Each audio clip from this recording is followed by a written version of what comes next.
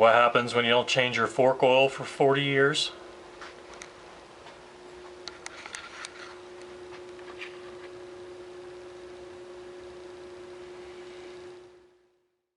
What's up, guys? Today I'm putting fork seals in the CB750. I gotta get it up on the jack, but before I do that I gotta take the exhaust off.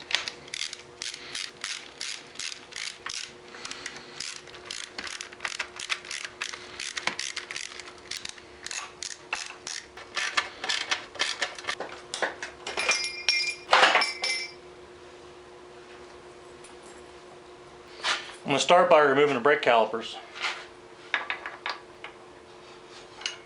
I'm going to tie these brake calipers back, get them out of the way. Alright, next I'm going to loosen this pinch clamp, remove the pinch bolt, and then start loosening the axle. Alright, watch out for your speedometer drive and pull the axle out.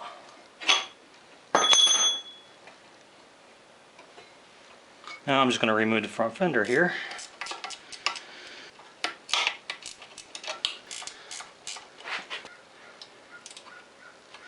Alright, instead of messing with that pin on that speedometer drive, I'm just going to disconnect the cable here.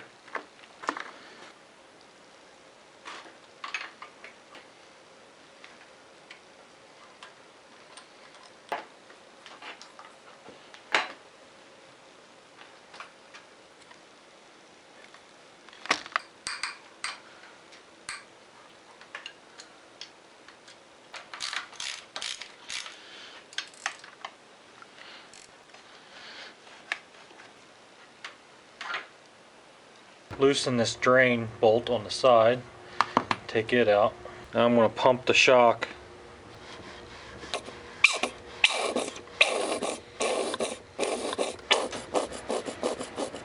Okay, that wasn't nearly enough fluid for them forks to work right. And just look at this stuff. That is disgusting. Now this has a spring behind it. This is going to be spring loaded. You be careful with this. Look at the corrosion that's going on inside this.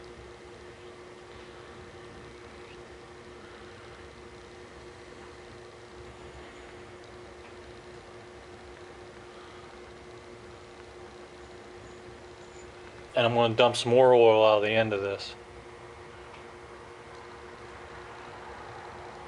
Well, there was a drop in there. Alright, now I got the spring out of there. I'm going to work the fork up and down again, see if there's any more fluid in there.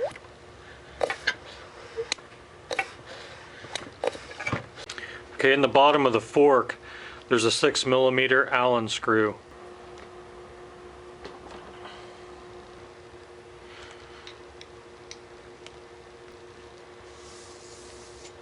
Alright, under the dust seal there is a snap ring. Gotta take that snap ring out.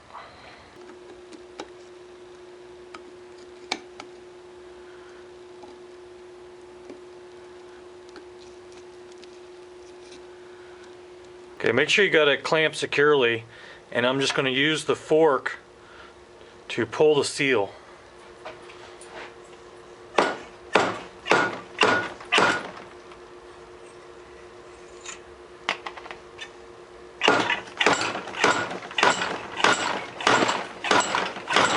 Pull these bushings out. Okay, use this to pull the fork seal out. Alright, again, use this to pull the fork seal out.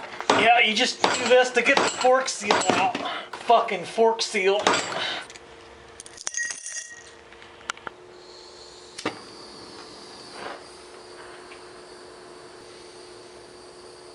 Yeah, you should always change your fluid.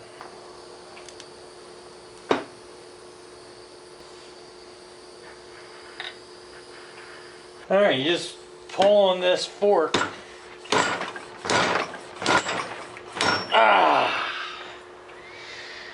Now who's boss? See? Easy.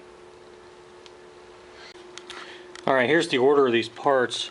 We got the dust seal, then we got a snap ring, then we got a flat washer, and then the seal, and then there's like a cup-shaped washer, and then the bushing. Alright, here's the internal order of things. We got this part, it goes in the bottom of the fork tube there, and then on the inside, this slides inside and then goes inside that part. This is where the bolt goes on the bottom. It goes there. So you have the bolt, you have this cup part, then you have this. This is the valve. There's a spring on the valve.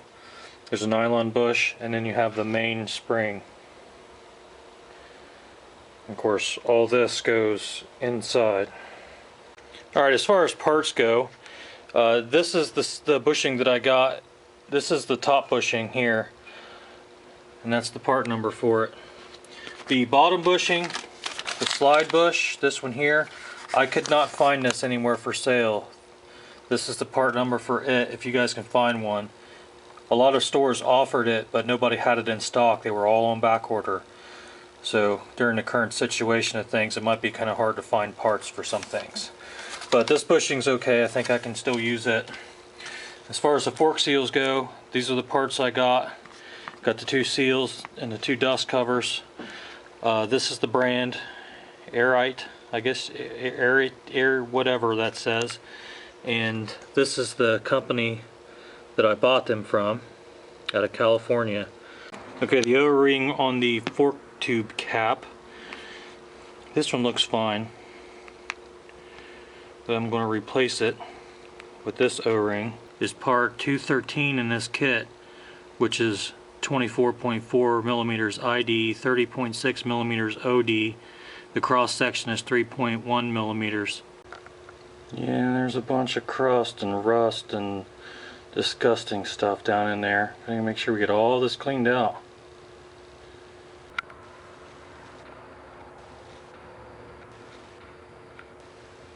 Alright, let's get all these parts cleaned up.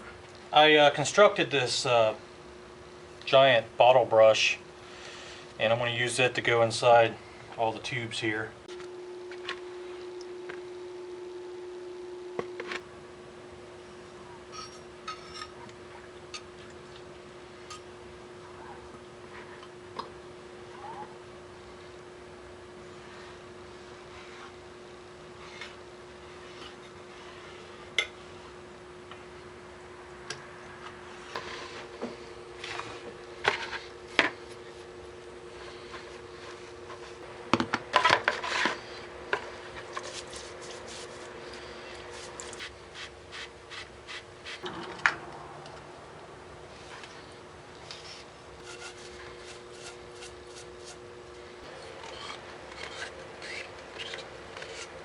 Alright, there's a couple little holes in this. You need to make sure these holes are not blocked up. Right there, there. There's a bigger one here.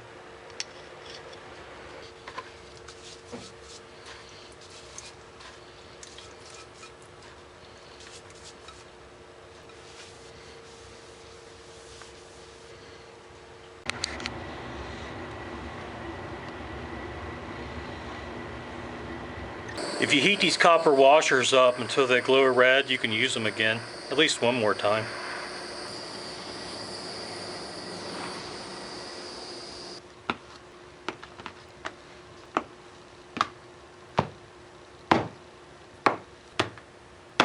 Alright, let's get all this put back together, shall we?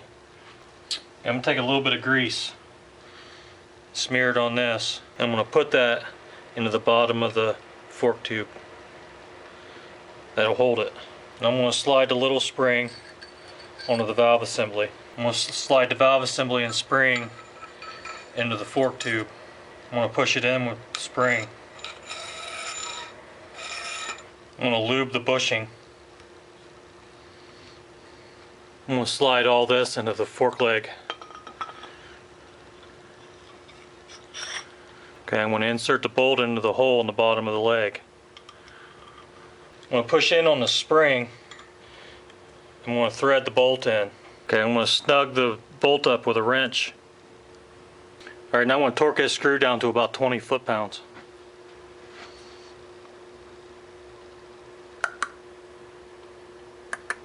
Okay, now I'm going to put the drain screw in. Torque this down to about 5 foot-pounds. Alright, now I'm going to lube up my new bushing and slide it on. I'm going to slide the old bushing on.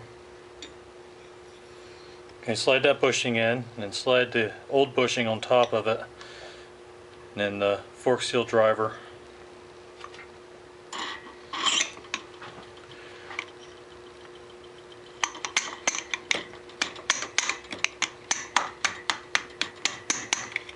Alright, as far as fork seal drivers, I wouldn't say this is the best one, but it does work. This is the Tusk fork seal driver. You can get this from eBay. It's adjustable between 26 and 45 millimeter forks, and here it is on the eBay site.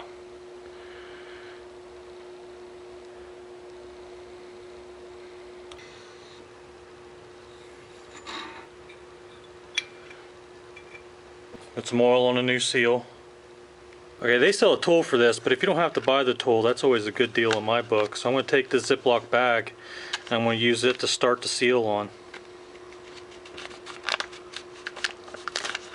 Okay, I'm going to slide the seal down in to the slot.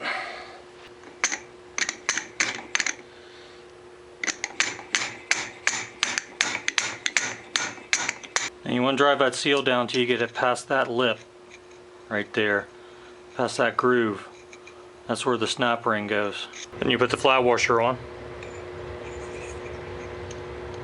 And then you put the snap ring on. Put some oil on the dust cover here. Slide the dust cover in.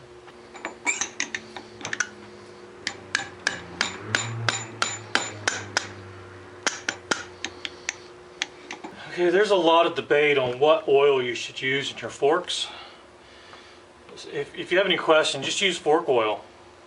These old bikes, they're not so strict on what oil you can use. They're not, you know, two-way dampened, high-low compression, adjusted, cartridge, nitrogen filled.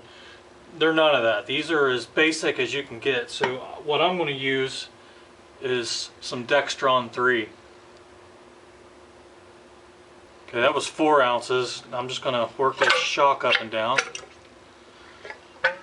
Get the air out of it and distribute that oil around. Alright, here's 2.5 more ounces.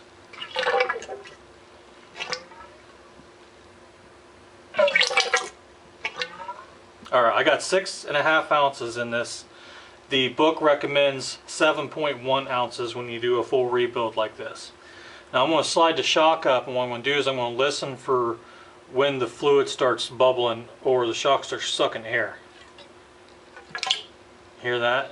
That was all the way at the top. Now what I usually do when I fill these shocks up is I'll fill them up to where I don't hear that when it's fully up.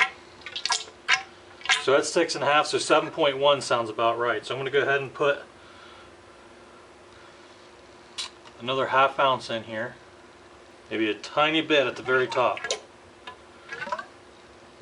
I'm going to go ahead and add just another 1/2 ounce. Alright, that sounds good. I don't hear it sucking air when it's all the way at the end of its travel, and that's what I'm looking for. And there's not too much in there. It's just enough. The different weight oils, they're going to tune how fast the shock compresses and rebounds. Don't be too afraid to change the fluid viscosity to kind of tune your shocks. This Dextron 3 is about 40 weight, so it's going to be rather on the slow side as far as compression and rebound. Alright, I'm going to put the new O-ring on the cap. And of course put a little bit of oil on it. Okay, this cap is spring loaded, so you're going to have to push a little bit to get this started.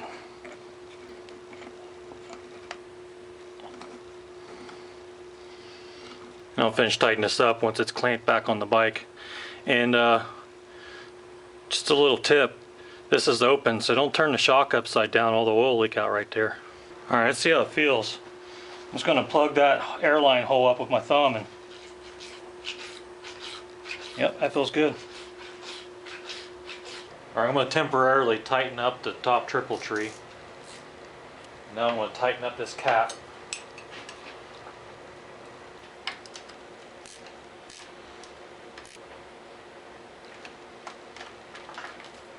Alright, now I'm going to loosen them back off.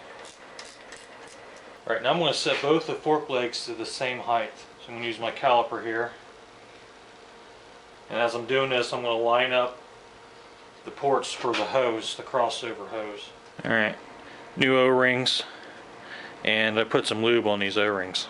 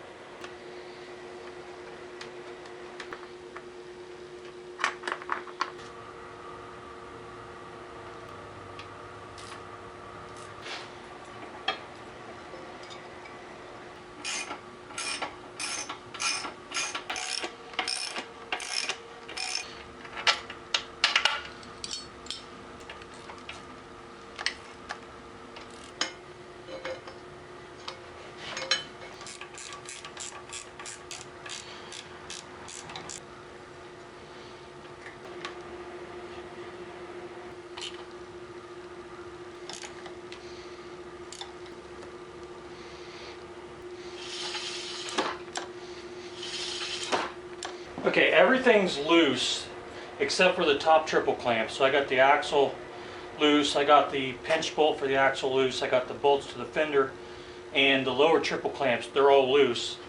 Now I'm going to bounce the front end. This will align the front forks.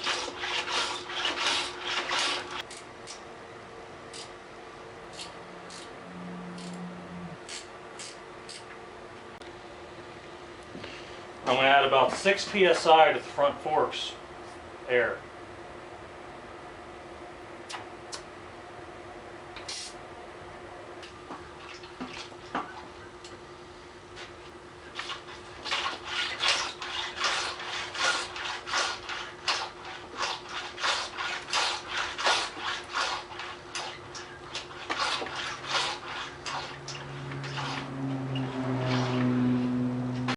Yeah, this header wrap was all torn, so I decided to take it off, and I'm going to redo all the header wrap.